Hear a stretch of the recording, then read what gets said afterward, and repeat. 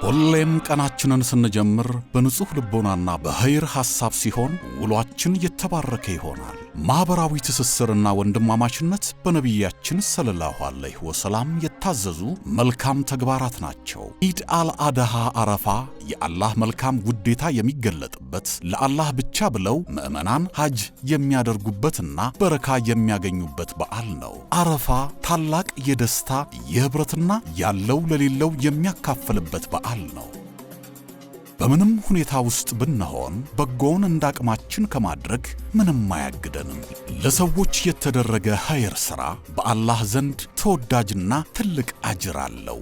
ኅብረት ባንክ ለመላው የእስልምና እምነት ተከታዮች በሙሉ ኢድ ሙባረክ እያለ ኅብር ሐቅ የተሰኘውን ከወለድ ነፃ የባንክ አገልግሎታችንን እንድትጠቀሙ ይጋብዛል። ኅብረት ባንክ፣ በኅብረት እንደግ። ኢድ ሙባረክ።